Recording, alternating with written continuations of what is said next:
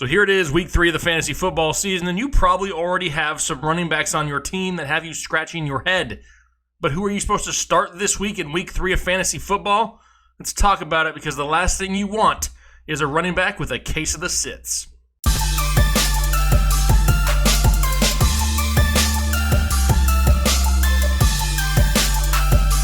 What is going on, Headliner Nation? Jake, Fantasy Headliners. Hopefully you guys are all doing well out there. Welcome back to the Draft.com studios, where here it is, week 3 fantasy football, and we may have some running backs on our rosters now that we may not have even had a plan of owning, much less starting them possibly here in week 3. It's been a crazy couple of weeks. Injuries hitting a lot of people. Some of your studs underperforming. Can we nail it again here in week 3? That's going to be what we try to do. All right, like usual, though, on this channel, it's full transparency. Let's talk about how we did week 2 before we get into week 3. So for week 2, we had a total of 55 start-sit designations in our video, and we got 36 of them correct for a percent of 65% accuracy. Now, who are our biggest hits? Matt Breida had a great game. Kerryon Johnson, another guy who started for a lot of people this week and played pretty well. James White, Phillip Lindsay, Devontae Freeman had them all as sits. None of them performed. Correct calls there. Now, some of the misses. Aaron Jones absolutely played out of his mind this week in what was supposed to be a difficult matchup. Hopefully, Aaron Jones is freed going forward. David Montgomery was another bad call. The Kansas City running backs, both of them suffering from injuries. Both Damian Williams and LaShawn McCoy ended up being misses, along with Christian McCaffrey and Alvin Kamara. Now, not like anybody would sit those guys anyway, but they both basically crapped the bed for every fantasy team possible. Kick it off with a primetime matchup. Thursday night football could be another snooze fest, or at least one of those ugly games that relies on the running game. Well, in this case, that may be okay for these two guys. It's Derrick Henry and Leonard Fournette. Now, as much as the primetime matchup of Marcus Mariota and Gardner Minshew sounds appealing, I'm more interested in the running backs in this game. I'm going to start both Henry and Fournette. Now, Derrick Henry, 2 straight weeks, over 80 yards rushing and a touchdown. And there's room for him to grow in this offense still. They still need to get him the ball more. He's definitely somebody who's a candidate, especially in a game like this, to really come out and touch the ball at least 20 times. If you got a running back who's touching the ball 20 times a week, you're going to start him. Same thing goes for Leonard Fournette. Neither one of these guys are really overly efficient with their touches. They need the volume. With Gardner Minshew under center, Leonard Fournette's another one of these guys that could definitely see the ball close to 20 times a game. But where some of the upside is coming from Leonard Fournette is maybe his involvement in the passing game. I mean, he's averaging 6 targets a game. And for Leonard Fournette, you really don't think of him as a pass-catching running back, but they're kind of using him in kind of a pseudo-pass-catching role. I'm not saying he's got huge PPR upside by any means. But however, this little involvement in the passing game gives him that slight bump in value. Make it an ugly Thursday night game. 2 guys getting close to 20 touches a week. They're both going to be in a lineup.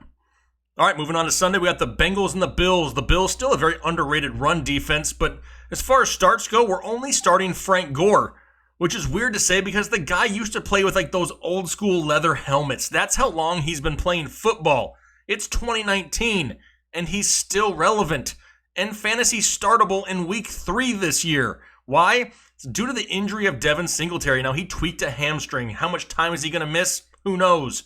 Is he ruled out yet? No, not yet. There's a chance he could play, but even if he does, they're going to take it easy with him. Devin Singletary is the future of this backfield. Frank Gore, though, not going to go away. He's going to stay fantasy relevant as long as that injury is there for Devin Singletary. Last week had 19 touches once again, and I expect a little bit more this week. But now he gets a great matchup going up against the Cincinnati Bengals, who are ranked dead last as the easiest team to run on for opposing running backs right now. Love Frank Gore. Love the entire offense of the Buffalo Bills right now, especially in week 3. Frank Gore's going to be a start. For the sits, going to sit Mixon and Bernard. Is Mixon 100% healthy? You saw it last week. We had this concern last week on this show. Had both of these guys as sits once again. Because even if they both play, look what happened last week. They split the load. Neither one of them really did anything to be fantasy viable for that week. That's the problem. If Mixon sits, then all of a sudden Gio Bernard has some possible start value. But as long as both of these guys play, going up against this underrated run defense of the Buffalo Bills, they're both going to be sits.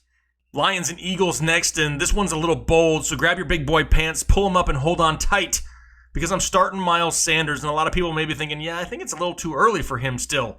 And it's possible, but he is by far the best running back on the roster for the Philadelphia Eagles. Now, he had a 21-yard touchdown earlier in the year called back due to a penalty, which would have made his numbers look a little bit better on the season.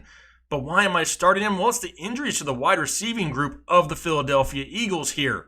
I mean, think about it. Deshaun Jackson hurt. Alshon Jeffrey may not play this week. Dallas Goedert suffered a calf injury last week. They're really banged up as far as their wide receiving pass catchers go in Philadelphia. They're going to have to establish the run. And now Miles Sanders goes up against the Detroit Lions, who are the 6th easiest team against opposing running backs. Is this the week that Miles Sanders is freed? It's possible. I'm going to start him. Now, the sits category has a name that's probably going to piss a lot of people off. It's Kerryon Johnson. Now, literally, as I'm recording this, news is just coming out that the Detroit Lions have released C.J. Anderson and brought in Paul Perkins. Immediate thought, immediate reaction is, hey, maybe this bumps up the value of Kerryon Johnson. But if you think about it a little bit more, maybe it adds more value to Ty Johnson in that backfield.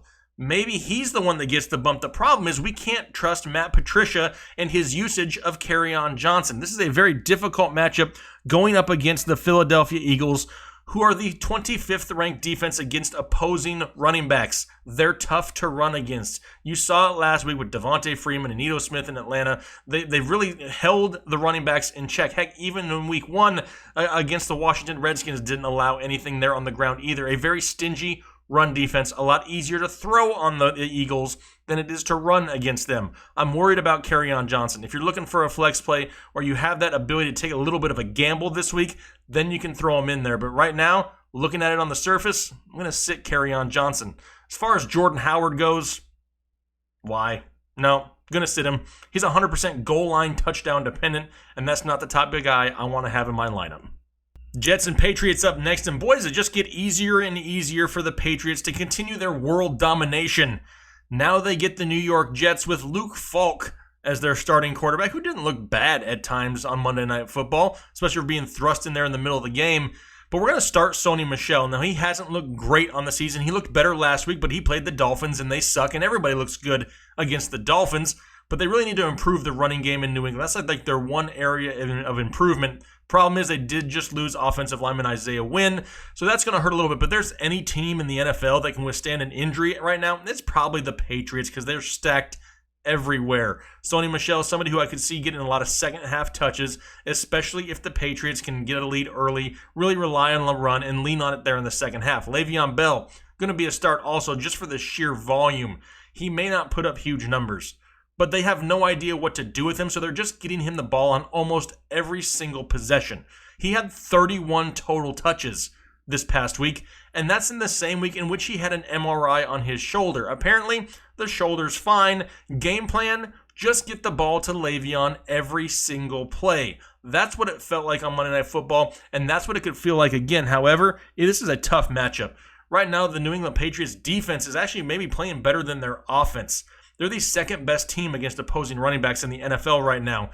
Does that mean that Le'Veon Bell gets shut out? No, probably not, just due to sheer volume. But I'm limiting the upside because the guy just has no help in this offense, especially with Luke Falk. He seemed to really hone in on Robbie Anderson at times there late. The offense in New York is just in disarray right now, and rightfully so. I mean, they weren't planning on having Luke Falk be their starting quarterback in week 3. But Le'Veon Bell, regardless, the volume's there. He's going to start. Sitting, I'm going to sit James White, but I have an asterisk there because it depends if AB plays. Do I think that AB sits? Are there any rumors out there of AB sitting? No, it's not. But you just never know with this guy. The story changes so much. He may be like a permanent asterisk. Not quite a hashtag on the show, but if AB plays, maybe a permanent asterisk on the start-sit video here for the running backs, because that's where it really hurts James White. James White loses a lot of touches when Antonio Brown's in the game. Right now, James White's only averaging 7 total touches a week. For me, that's not enough volume to put him in my starting lineup. Do I want to drop him? No, not yet. Hold on to him. Keep him on the bench. If there's any injuries to any pass catchers in that offense, all of a sudden James White becomes a little bit more fantasy relevant. But for right now, he's going to be a sit. Raiders and Vikings up next. We're going to start both Josh Jacobs and Dalvin Cook. However, we need to pay attention to the injury reports with Josh Jacobs. Suffered a groin injury last week. Does it limit him? Is there a chance that he's maybe not a full go? Does he sit this week? That's something we really need to pay attention to. Now, the defense for the Minnesota Vikings proved that they're vulnerable on the ground, at least last week. So Josh Jacobs has that value. Now, Dalvin Cook, this guy is a weekly must start. We talked about him all offseason because we thought he could absolutely dominate in fantasy football here in 2019. Well, it's happening. The guy is playing out of his mind. A little bit more of a difficult matchup this week. The Oakland Raiders' run defense is very, very underrated right now. They are ranked 29th, so the third best team against opposing running backs. So it is a tough matchup, but Dalvin Cook looks great, and he's very involved in the team offense. Both of these guys are starts. Just monitor the groin issue for Josh Jacobs. Ravens and Chiefs next, and boy, are there asterisks everywhere on this one. Now, we're going to start Mark Ingram, even though he had somewhat of an injury scare this past week. At one point during the game, ran to the sidelines, kind of collapsed to the ground. Training staff surrounded him, and then he was back in the game just a few plays later. A little weird. I don't know if he just had the wind knocked out of him, a little bit of a stinger, whatever it was. Mark Ingram seemed fine to continue the game, and he seems like he's going to be good to go here for week 3. If he is, as long as he's 100% healthy, he's the clear-cut number 1 running back for the Baltimore Ravens. He's going to get the goal line work in a game where they're going to have to continue to keep their foot on the pedal going up against the Kansas City Chiefs. Now, earlier in the offseason, I wouldn't have expected the Ravens and Chiefs to possibly be one of the highest scoring games of the week, but it's entirely possible. Mark Ingram, big part of the offense, he's going to be a start.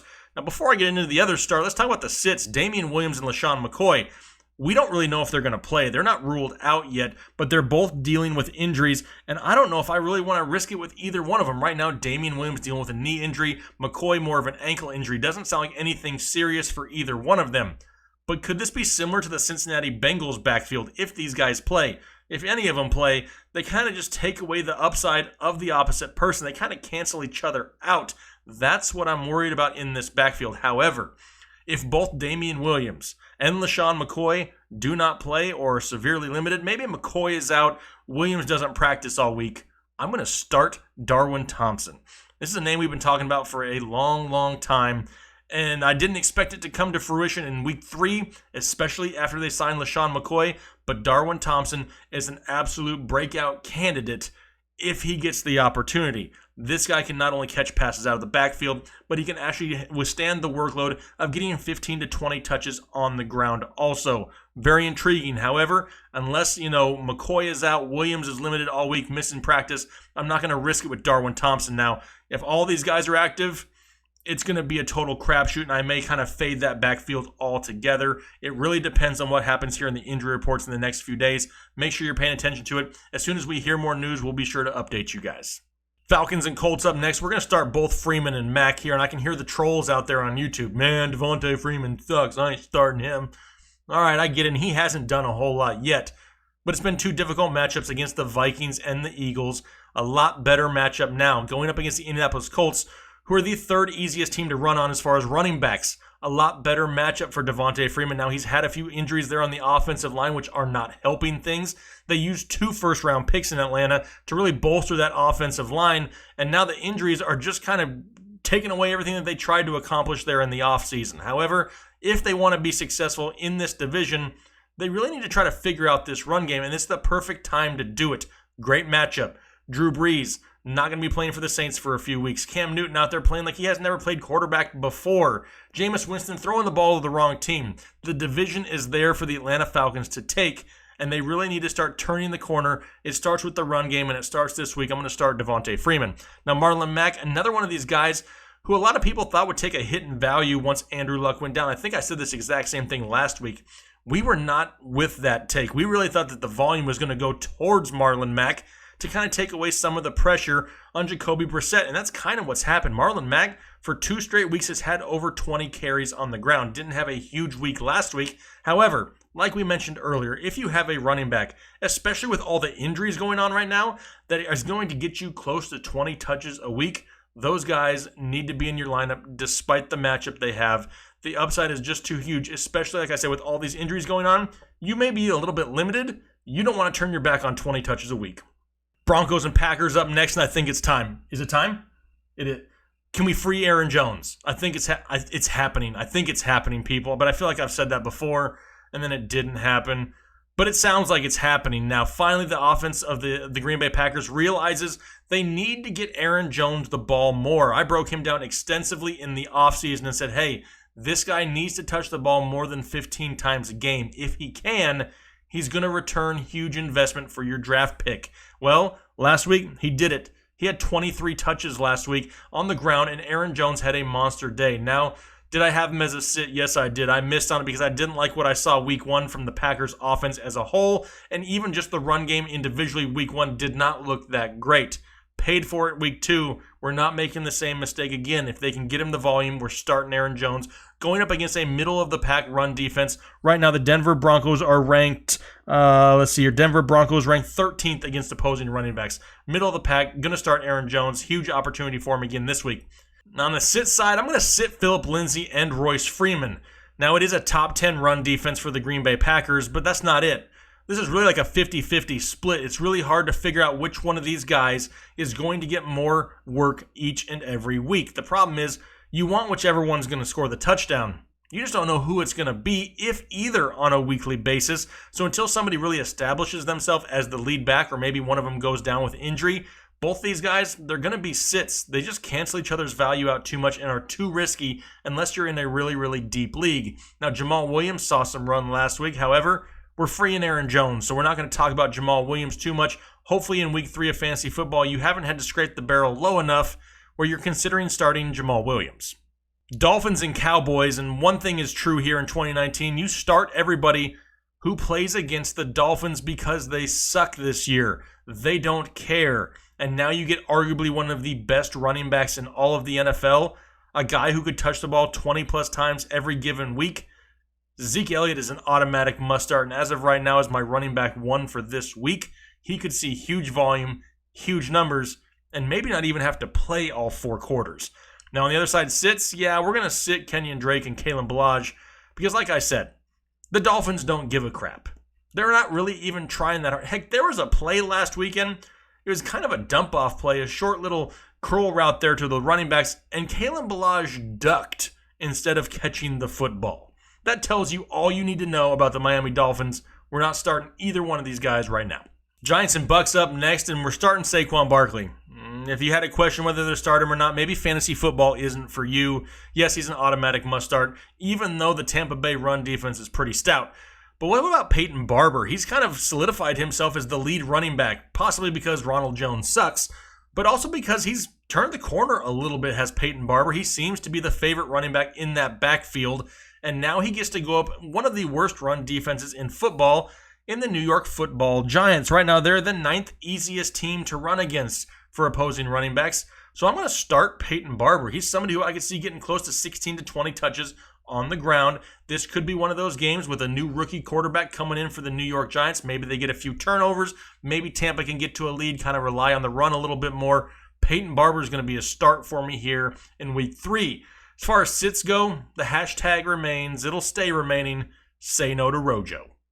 Panthers and Cardinals up next, and we're not going to spend a whole lot of time here. If you drafted McCaffrey and Johnson, more than likely they're weekly must-starts for you. However, be careful with David Johnson just a little bit. Just monitor the injury reports. He did have an injury scare this past weekend with his wrist. They've already come out and said he should be good to go by the weekend, but just something to monitor, pay attention to. Christian McCaffrey let a lot of people down last week, but don't hop off the bandwagon just yet. It's only been 2 weeks, and he looked fine in week 1. Don't hold your breath on Christian McCaffrey. He's got a great matchup coming up here against the Arizona Cardinals. Steelers and 49ers up next, and this whole take could get a little bit bold. We're going to start Matt Breida once again. Had him as a start last week. Looked great. Didn't have a touchdown there, but really looked great on the ground. And Raheem, I'm not quite a must-start Mostert, but he's still going to be a start nonetheless here in week 3. This backfield in San Francisco is legit. Now, I made a video earlier in the offseason where I said, hey, these are some backfields to avoid, and I didn't list San Francisco. I got blown up in the comment section because of it. But this is kind of why. It's kind of a plug-and-play system for Kyle Shanahan. Whoever they have back there, it's going to be a solid fantasy producer. Matt Breida, a great matchup going up against the Pittsburgh Steelers, who are the 11th easiest team to run against in the NFL. And Raheem Mostert, who's going to be involved in the passing game as well. I mean, heck, he had another touchdown called back last week. He could have had a huge fantasy day. Not going to start Jeff Wilson Jr. just yet. I think he's a little bit more touchdown dependent, so unless you're in a really deep league, if he doesn't get those touchdowns, he's not going to see enough volume to really be fantasy viable. Now, on the other side, for the sit side, I know it's tough, but I'm considering sitting James Conner this week with the knee injury. How limited is he? Does he even play this week? We have Mason Rudolph starting under center.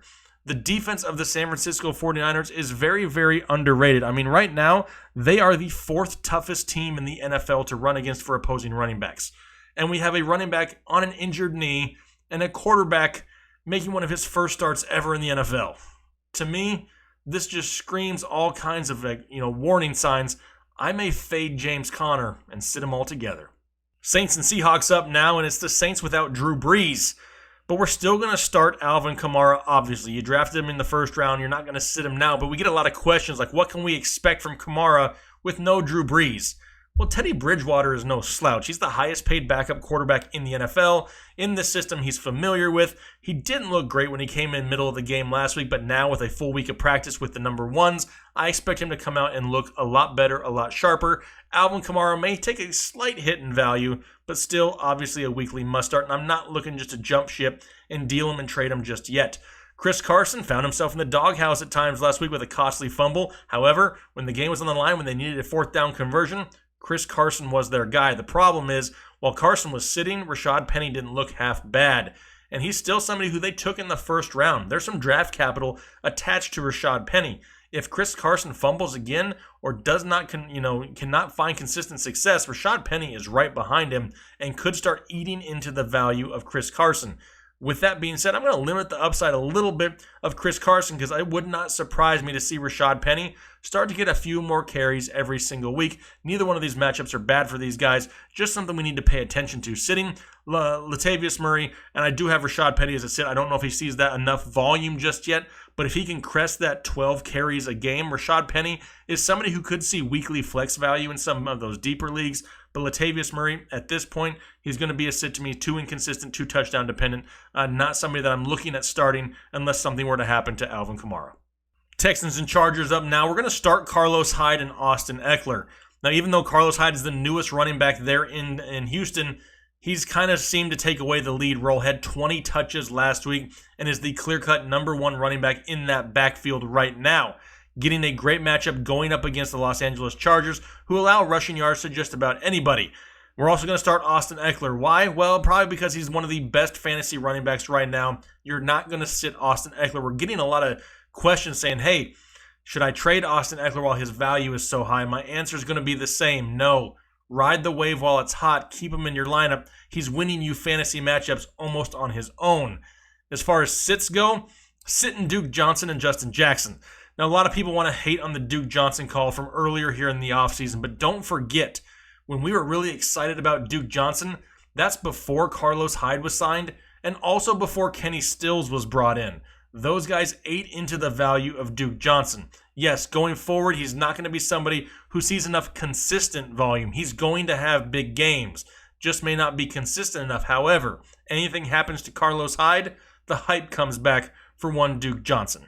Rams and Browns, not going to spend a whole lot of time here. If you have Todd Gurley, you're starting Todd Gurley. Same thing goes for Nick Chubb. Hopefully the Browns offense turned the corner this past week and can really start putting together a very consistent offense there for the Cleveland Browns, going to be at home against a high-powered Rams offense. We could see a lot of offense altogether in this game. Could be exciting. Todd Gurley may not be the number one overall fantasy player anymore, but even though he's limited, he's still a solid producer for your fantasy football teams.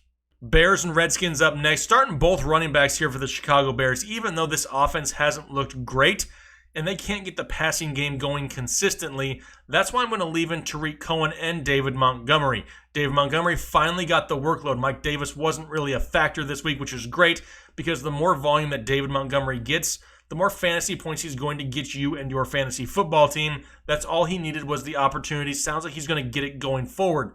Tariq Cohen, he's another one of these guys that they really need to get involved in this game. He's one of their top playmakers, and Mitch Magic can't get the ball down the field consistently. I'm starting to expect a lot more short dump-off passes, a lot more quick slants, getting the ball in the hands of Tariq Cohen in space and see if he can make something happen. Both of these guys are going to be starts. On the sit side, sitting Adrian Peterson and Chris Thompson.